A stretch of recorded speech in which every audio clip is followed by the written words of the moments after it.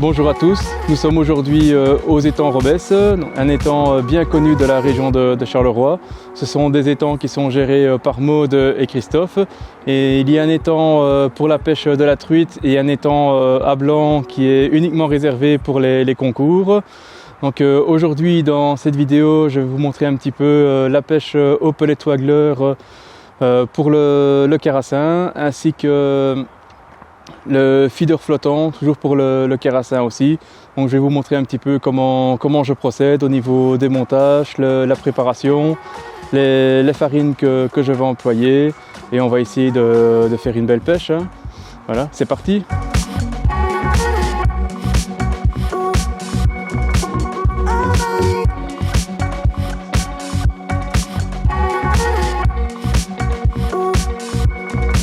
Donc pour la pêche au feeder de surface, je vais vous présenter un petit peu le mouillage de la farine que je vais utiliser. Donc pour aujourd'hui, je vais utiliser un mélange tout prêt, donc avec un méthode carpe, une farine jaune qui va éclater à l'impact du feeder au moment du lancer. Donc pour le mélange, c'est très simple. Je vais simplement faire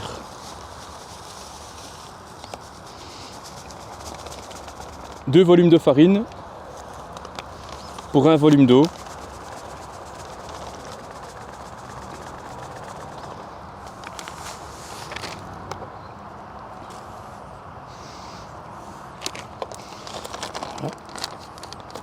On va mettre le reste.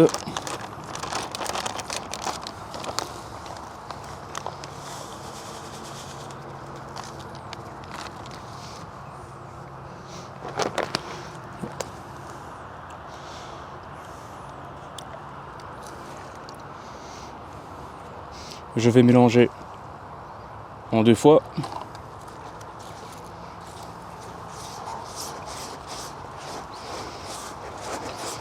Pour obtenir l'aspect voulu.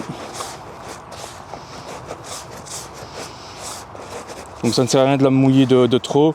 Le but ici c'est vraiment que ça éclate au niveau de l'impact pour que le carassin vienne vraiment se taper dans le méthode et créer vraiment une frénésie. Vous verrez tout à l'heure, le carassin va vraiment se jeter sur le mélange et vraiment attaquer le feeder à l'impact. Donc là ça colle déjà un peu trop. On va remouiller un petit peu.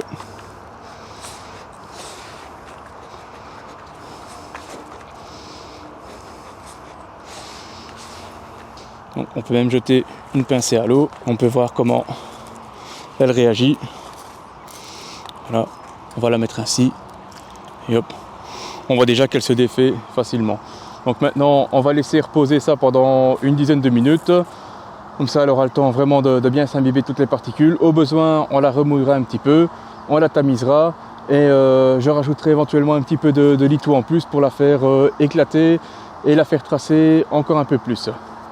Voilà, donc maintenant on va passer au montage et ensuite on reviendra sur l'amorce pour la compléter et on attaquera la pêche. Pour la pêche au pellet waggler aujourd'hui, je vais utiliser 2 cannes. Donc une canne pellet waggler courte distance exprès pour le carassin, donc une canne de 9 pieds avec une puissance de 20 grammes. Ce sera parfait pour pêcher sur une distance de 15 mètres, donc avec un petit waggler de 4 grammes. Le montage, très simple, ce sera le même montage sur les 3 cannes, donc 2 stop float. Pourquoi 2? Ça permettra de mieux coincer le waggler en cas de départ. Un émerion à agrafe coulissant, 2 autres stop float, une petite tresse pour éviter les emmêlements, ça fait juste la longueur du waggler, donc ça m'évitera que le bas de ligne revienne et s'en mêle. Un autre émerion pour retenir le bas de ligne et un bas de ligne de 15 à 30 cm. Donc ici pour commencer, je vais commencer avec un bas de ligne de 30 cm. Voilà, pour voir si le poisson est un petit peu plus bas au départ. Avec un hameçon numéro 12 et un banc de palette directement dessus pour commencer avec un pellet dur. Voilà, donc ce sera le même montage sur les 3 cannes. La deuxième canne que je vais utiliser aujourd'hui sera une canne un peu plus puissante que la première. Donc toujours une canne pellet waggler, mais prévue pour la carpe cette fois-ci. Toujours une canne de 20 grammes, de 11 pieds en 3,30 m. Donc c'est si jamais le poisson venait à reculer un petit peu, qu'il faudrait aller le chercher à 20-25 mètres. Ce sera plus facile qu'avec l'autre canne. Donc voilà, juste si jamais le poisson venait à reculer, une canne un peu plus puissante, mais identiquement avec le même montage que l'autre. La dernière canne que je vais utiliser aujourd'hui, bon, ça reste ma canne préférée. Là, ce sera une Hyperdrome méthode feeder. Donc une canne feeder qu'on va pouvoir pêcher au feeder flottant. Le montage reste identiquement le même que j'ai montré tout à l'heure pour le pellet waggler. Donc je vais le montrer un peu plus proche. 2 stop float pour bien retenir le feeder. Un émerion à agrafe coulissant. 2 autres stop float qui vont revenir pour bien coincer.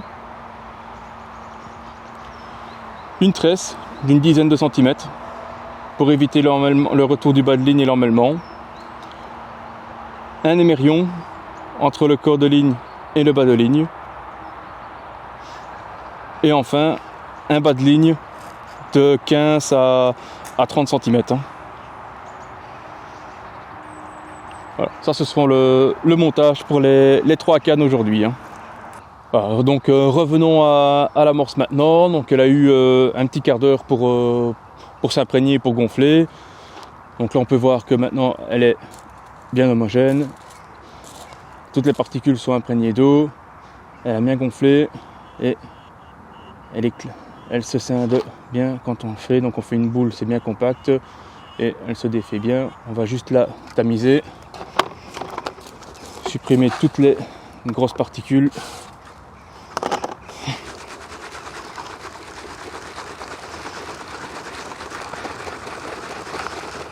Voilà.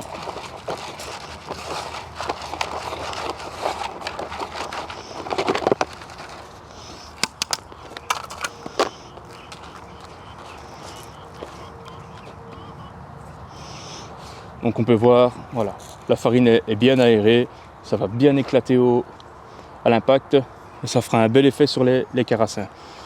Donc comme j'ai dit tout à l'heure, je vais rajouter un petit peu de litou dans mon amorce. Donc ça va encore accentuer l'effet d'être traçant. Ça fera une belle tache au niveau de l'impact. Ça rajoutera un effet supplémentaire pour l'attractivité sur les carassins.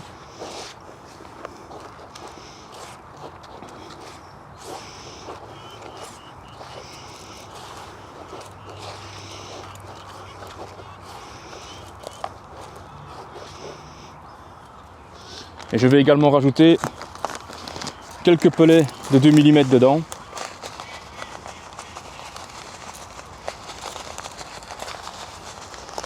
Voilà, juste quelques-uns. Ça sert à rien d'en mettre de trop.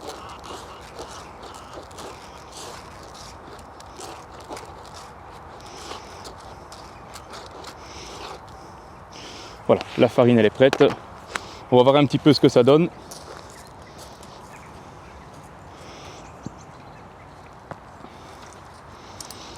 Donc pour ça, je vais simplement prendre le feeder, en mettre un peu dedans.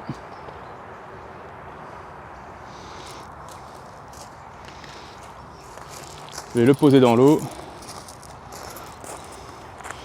Et voilà le résultat.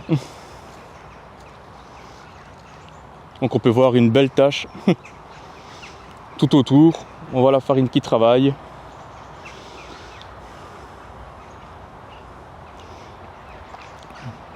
On peut voir que ça se vide tout doucement. Donc quand le carassin va venir taper dedans, il va faire des à-coups et ça va bouger tout seul. Voilà, au bout d'un instant, le feeder se vide de lui-même et ça fera une colonne sur toute la longueur. Ça va faire remonter le carassin, ça va le faire venir taper dans le feeder et venir prendre l'èche qui sera juste en dessous. C'est parti maintenant, place à la pêche.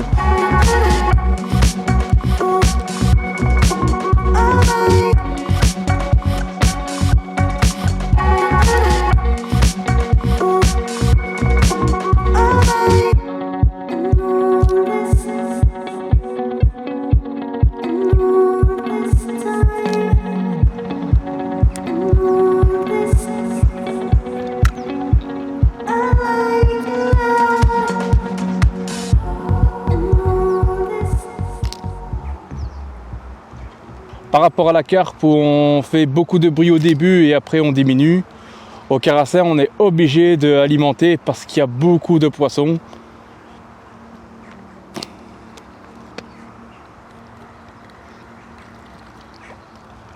Et si on arrête de faire du bruit, comme le carassin réagit beaucoup avec le bruit, si on arrête de faire du bruit, il s'en va.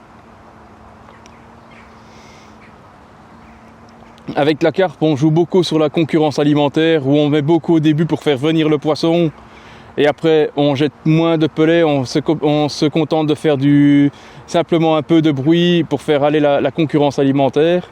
Sur le carassin, on est obligé d'alimenter en continu pour je viens de le rater. Pour garder le poisson sur la place, tellement il y a du poisson, on est obligé de l'alimenter en continu ici, autrement le poisson s'en va directement.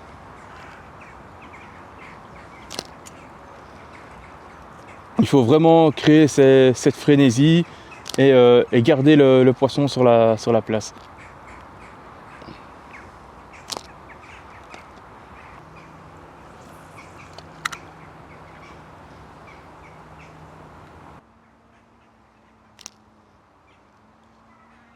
Il y a beaucoup de courants qui sont créés avec la pompe qui tourne. Donc je suis obligé de relancer régulièrement et de noyer la bannière pour que la ligne reste stable le plus longtemps possible. Hop. Ah.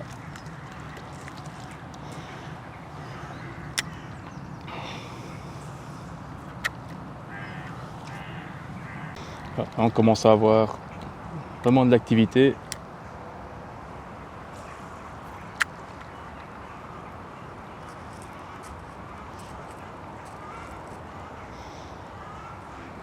Quelques passages.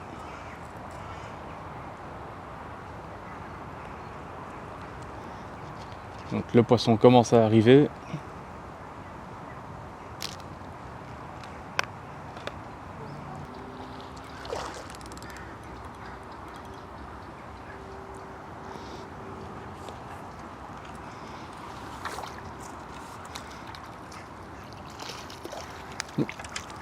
Eh ben, il s'est décroché à temps.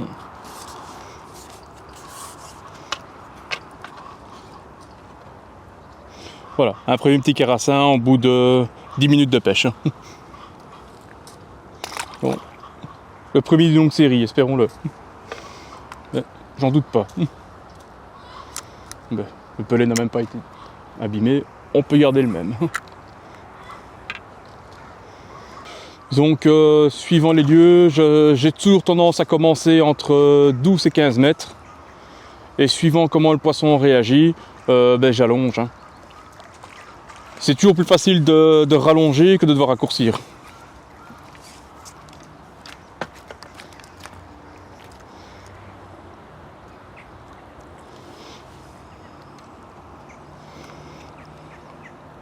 Si maintenant je vois que oui, j'ai pas de touche sur une distance plus courte, j'essaierai de rallonger, je vais dire de 2 mètres par 2 mètres. Ah, là je vais avoir besoin du dégorgeoir. Mais, oups. Si le poisson donne sur une courte distance, ça ne sert à rien d'aller trop loin. Il est coriace celui-ci. Surtout lorsque l'on pratique des concours, ça va toujours plus vite aussi de ramener du poisson sur une courte distance plutôt que de ramener de plus loin. Ça fait gagner du temps.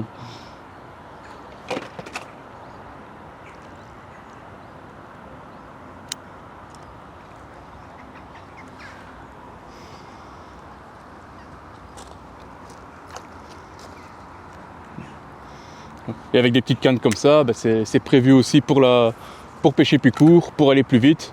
C'est plus léger, c'est plus maniable. C'est très agréable et très amusant.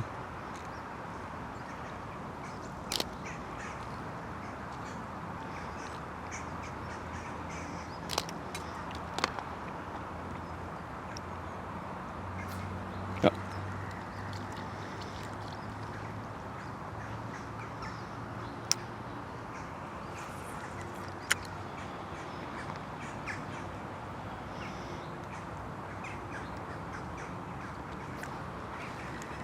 Après, il faut aimer ce genre de pêche aussi.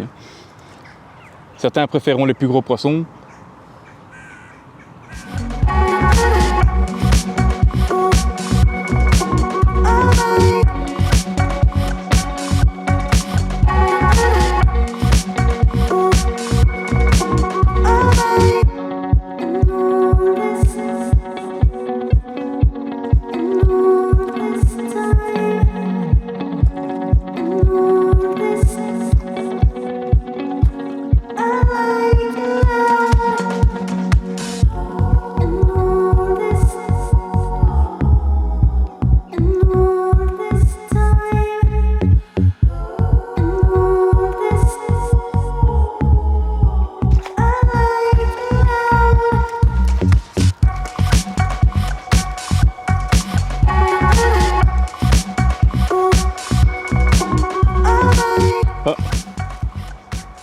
Petite miroir.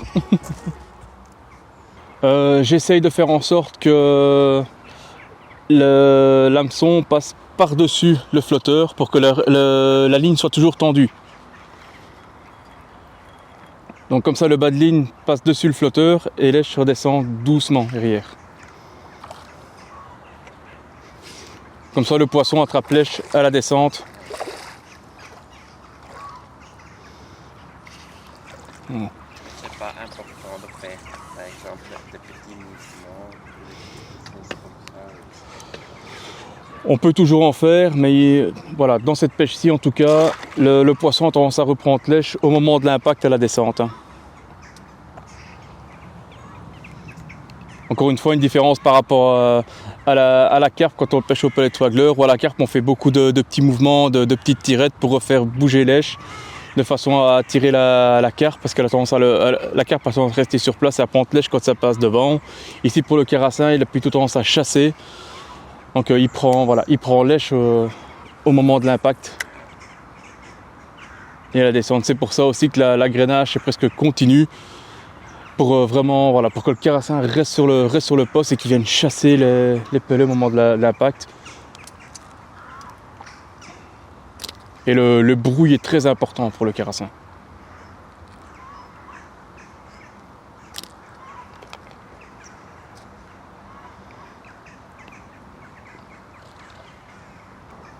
C'est pour ça aussi que je n'utilise pas de trop gros wagglers pour ce type de pêche, quoi.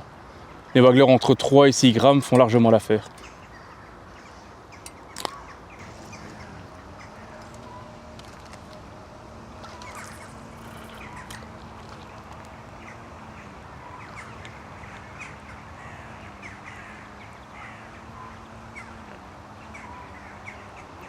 Voilà, on peut voir ce que j'expliquais tout à l'heure. Au niveau de l'impact, une fois que le feeder a touché l'eau, on peut voir vraiment les carassins tout autour qui viennent taper dedans. Donc les coups qui viennent donner dans le feeder, hop, voilà, ça vient vider le feeder de la farine, du contenu qu'il a. Et ensuite, ben voilà, ils viennent vraiment chasser et prendre lèche qui est présentée.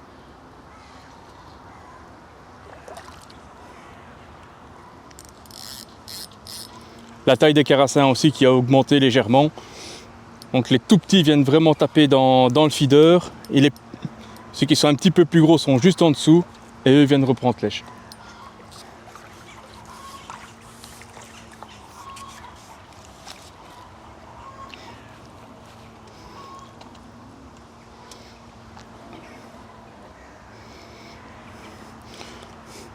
Voilà, on peut voir que le carassin est un peu plus gros par rapport aux autres.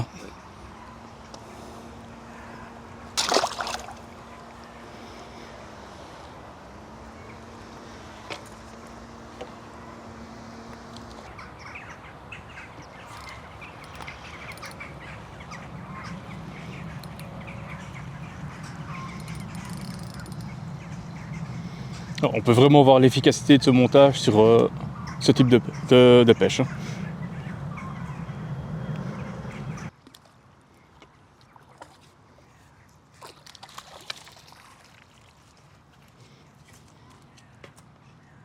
Voilà.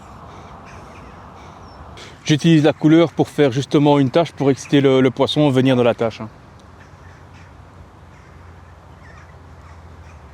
Après, suivant les endroits, ça peut être jaune ou rouge, mais les couleurs claires, souvent pour les beaux poissons comme le carassin, la carpe. De temps en temps, le rouge.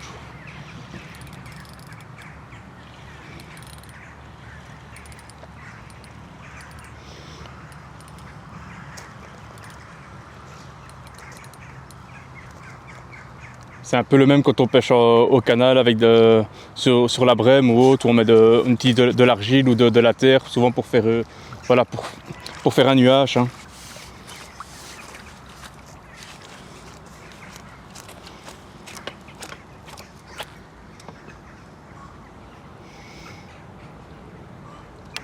Ce sont des poissons qui sont attirés par ça.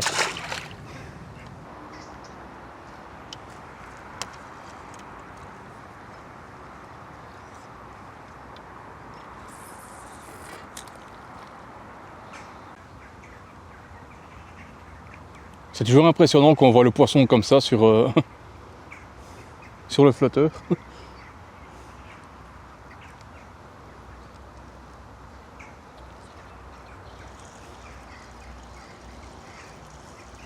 C'est un petit.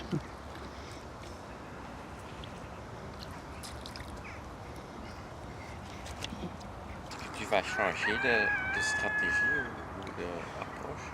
Là actuellement non. On a fait une pause. Je vais juste faire revenir un peu le poisson.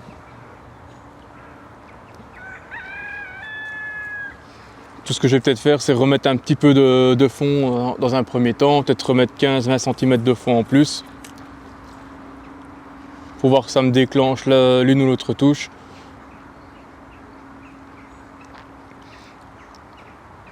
Et après revenir sur la cadence que j'avais tout à l'heure. Le temps que le poisson revienne, se remette en activité, qu'il soit de nouveau sur la place.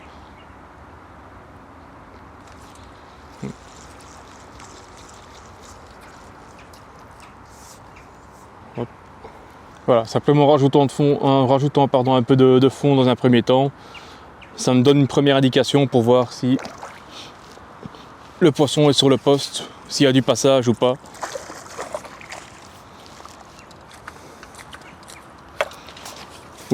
J'ai mis la canne à côté.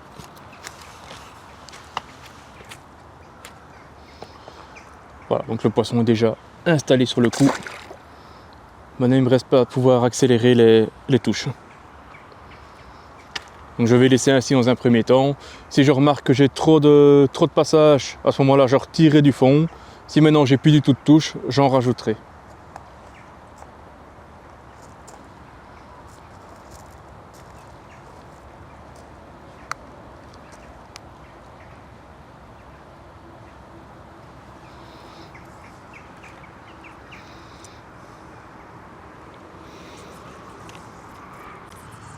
Je remettrai un bas de ligne plus court.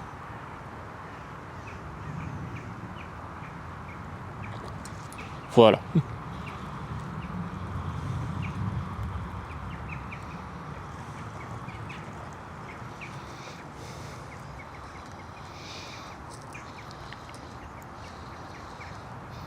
Donc ça, c'est juste une petite astuce, c'est bien pratique. Si on n'a pas de touche, on rajoute du fond. Si maintenant on a trop de passage, de l'harponnage, ou qu'on rate vraiment ses touches, on redescend simplement son fond. Voilà. Et en jouant comme ça, on arrive à retrouver la bonne profondeur pour récupérer ses touches correctement.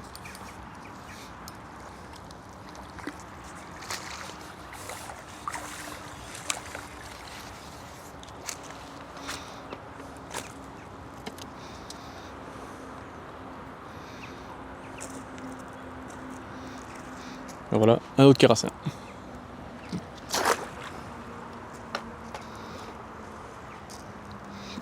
Donc j'ai changé d'èche. Tout à l'heure je pêchais avec des pelets durs et je me suis rendu compte qu'avec un dumbbell ça fonctionnait beaucoup mieux. J'ai moins de ratés. Le poisson réagit bien mieux.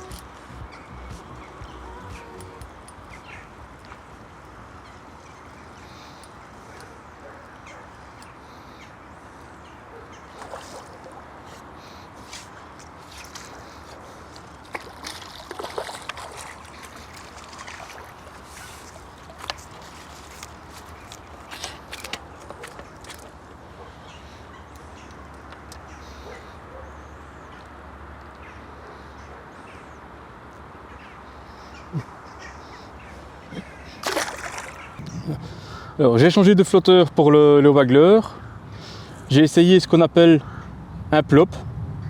Donc c'est un flotteur qui a la particularité d'être plat sur le fond. C'est un tout petit flotteur. Et donc voilà, comme son nom l'indique, une fois qu'il touche l'eau, ça fait un plop. Et un peu comme le clonk avec le silure, ça a la particularité d'exciter le poisson à l'impact. Donc même chose, ça va l'exciter, ça va le faire venir sur le flotteur, ça va attiser sa curiosité et ça va le faire venir sur le flotteur. Il ne va pas hésiter à venir attaquer le flotteur et prendre l'èche qui se situe en dessous. Donc c'est une autre alternative aussi au pellet waggler. Hop, voilà, comme on peut le voir. Ça permet aussi, une fois que le poisson est vraiment bien installé sur le coup, de grainer un peu moins souvent. Donc juste avec le bruit du flotteur à ce moment-là, de faire venir le poisson. Voilà, on peut le voir.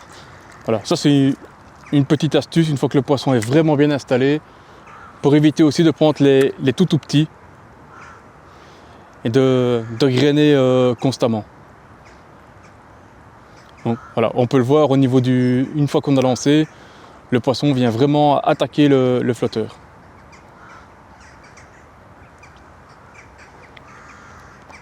Après bien sûr, c'est pas interdit non plus de relancer quelques pellets de temps en temps. Hein. Et voilà, ce sont des tout petits flotteurs qui font leur petit effet.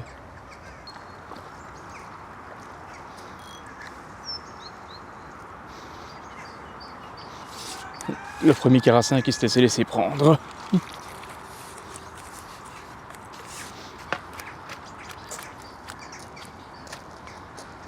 Voilà, en changeant une petite chose,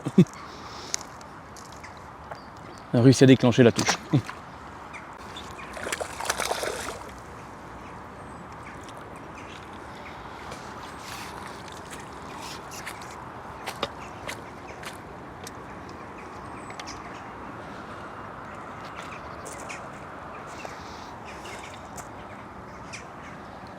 Voilà, et bien c'est ici que s'achèvent ces 2h30 de pêche.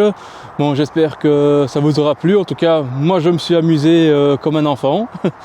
Donc, comme vous aurez pu le voir, beaucoup de touches. Hein, voilà, bon, c'est pas du gros poisson, mais énormément de poissons. Voilà, une pêche entre deux eaux, donc pellet waggler, feeder flottant, c'est quelque chose quand c'est en été, quand les eaux sont chaudes, qui fonctionne vraiment bien. C'est à la portée de tout le monde, c'est très amusant comme pêche, c'est très dynamique, voilà, c'est vraiment agréable, c'est vraiment sympa comme pêche. On va voir un petit peu, maintenant on va relever la bourriche pour voir ce qu'il y a. Hein.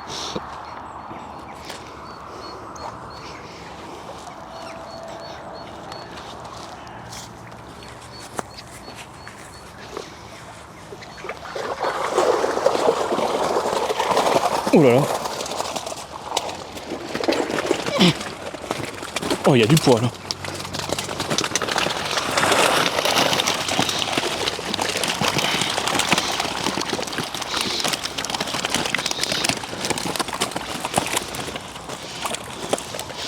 Là, il y a du poisson.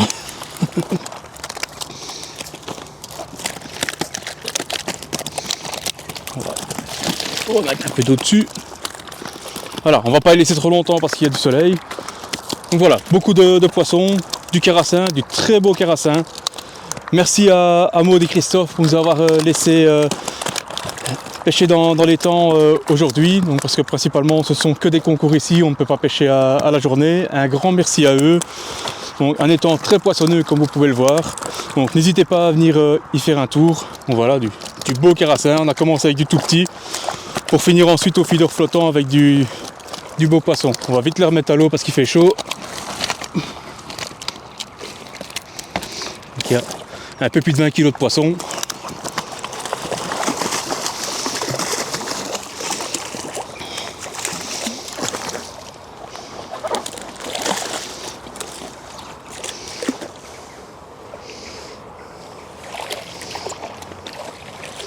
Et voilà. Hop.